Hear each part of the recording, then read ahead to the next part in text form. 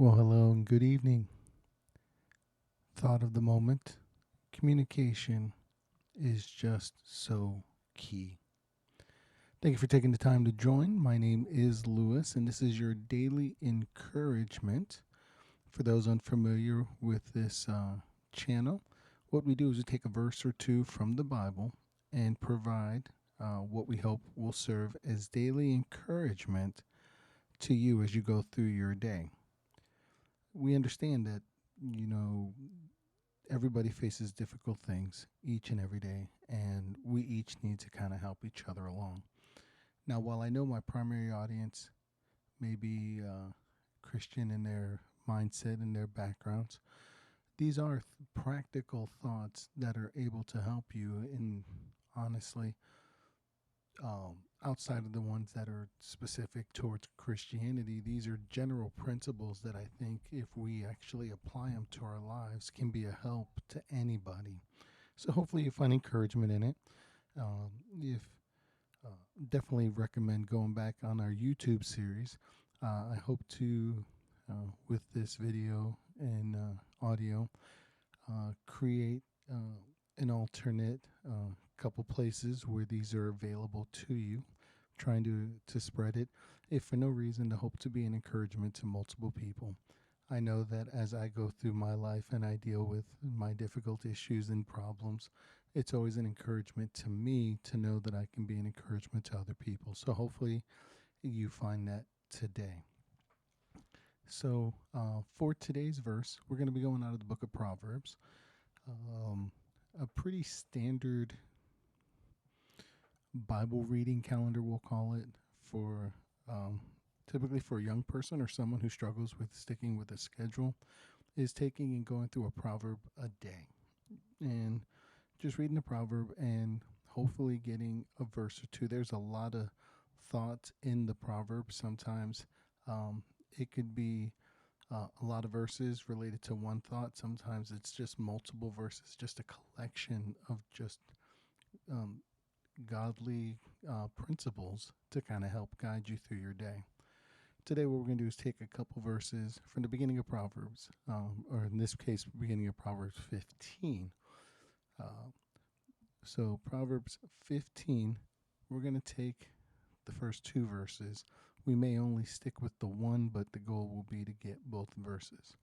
And understand that when I go through these, I don't give deep theological thoughts, because the goal isn't to be preaching sermons, so to speak, but it's to give you something that you can take with you and carry with you.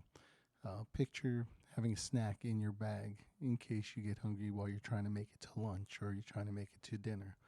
You don't carry a 4-course meal or 3-course meal in your pocket or something like that. What you do is you carry, granola bar. You carry, something to that effect. And that's what this is intended to be for you. So Proverbs 15, verse 1 says, "A soft answer turneth away wrath, but grievous words stir up anger. The tongue of the wise useth knowledge aright, but the mouth of fools poureth out foolishness." The key we're going to talk about today is communicating. And I have discovered I'm not as good at communicating as I would hope, but I think I'm better than I used to be. You see, when you look and it says, "A soft answer turneth away wrath." So picture this. Picture somebody's coming at you and they're mad. They're angry. Whether they're justified or not, they're mad or they're angry. How do you respond to them?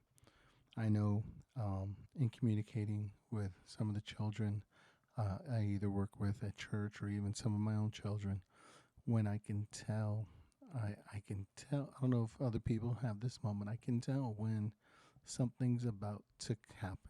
And sometimes I jump, my kids say I'll jump to a conclusion, presuming where I think the conversation is going to go.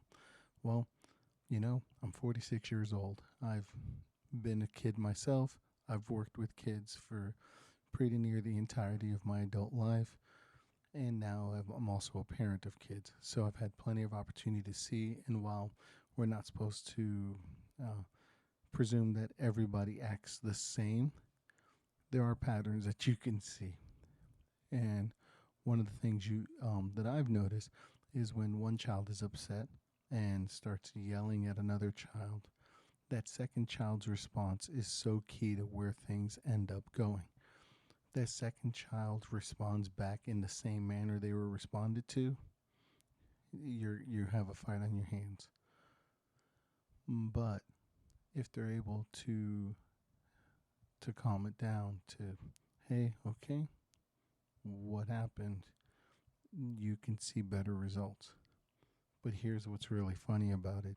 Adults are just as bad, just as horrible with this. I know in my dealings, I work at a contact center, call center. We get calls coming in, people asking questions, and usually upset at times because of something they want done that's not happening. And it's something that we don't practice is yelling back at the customer or the party that we're talking to. We don't sit there and have an argument back and forth. Now, we can get a point across and still be direct. Whoa, hey, I provided you this information and you guys aren't doing what I want you to do. All right, sir. Well, ma'am, I'm sorry that this has happened. Let's go back and look and see what happened. See if we can find where the disconnect is, so that we can get you and us on the same page. Doesn't do good to yell at them. Doesn't do good to accuse them either. Hence the grievous words. The idea of sitting there and attacking them, or trying to do my best to blame, or trying to to be negative in the communication will do no good. But we have that happen a lot. And I'm not saying that people automatically do this. But it occurs. See, the thing when you look at the word wrath, it's the idea of rage or displeasure or indignation or anger. One of the words I found that I thought was neat was the idea of venom or poison. See, what I think we don't see sometimes in this in looking at this, what we don't notice, what we don't pay attention to. When we look at wrath, we automatically want to say that that person's wrong. And you know what? Having been done wrong to you doesn't justify you having wrath. But the Bible does speak towards being angry and not sinning. So there's a possibility to have anger, to be upset. I've told my kids multiple times it's okay to have feelings about something, even negative feelings, as long as they don't control you and make you do something wrong. I hope that makes sense. See, if I'm walking outside and I slip and fall and I hurt my leg, it's okay to be upset that my leg hurts. It's okay to be upset that whatever I tripped over, even if it was my own stupidity, it's okay to be angry. But what I don't do is get mad, get up, kick my truck, or throw something, or yell at people. That's where the wrath comes in, and that's where it's wrong.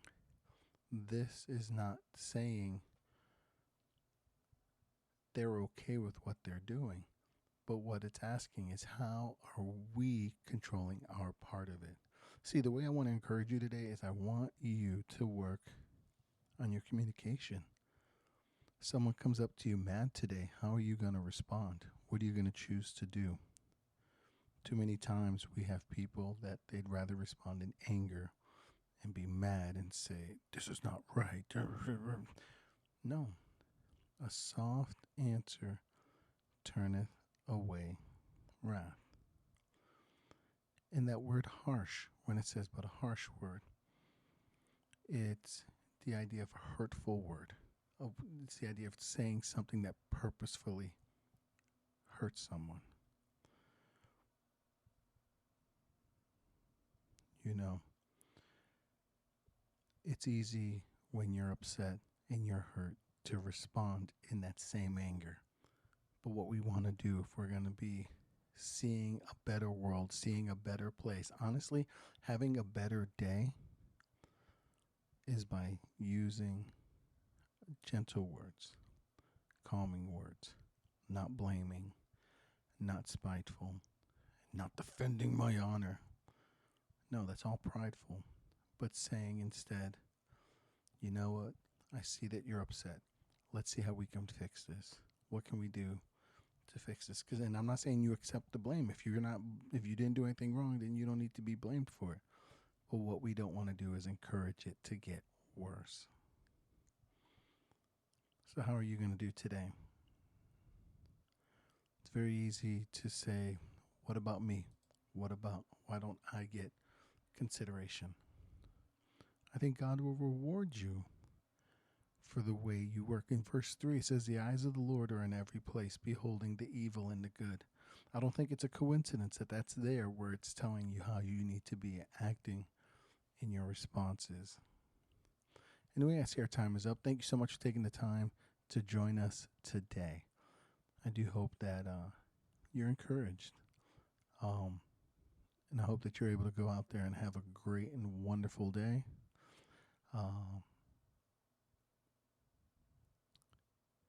Just go and try and do the best you can. There's no checklist that I have, I know. I'm struggling along like you. And this will be something that I'll have to remember, just like you're going to have to remember. Again, thank you for taking the time. I definitely appreciate it. Hope that you have a blessed rest of your day. Take care.